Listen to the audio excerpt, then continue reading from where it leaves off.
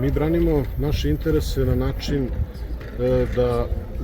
da učestvujemo. Mislim da ne smemo da prepustimo institucije nekim predstavnicima koji nemaju kredibilitet da predstavljaju naš narod, a ono što mogu da kažem je da naše neučestvovanje na izborima i u institucijama, da jednostavno mi nemamo šta da očekujemo, da je to jedini način da se borimo na naš interes.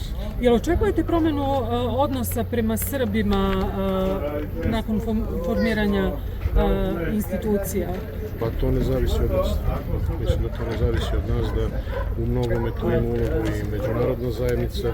Sad koliko će se dopustiti određenim političkim partijama da jednostavno na ovaj način tretiraju naš narod, to ćemo vidjeti. Mada ja mislim da to jedno mora da stane.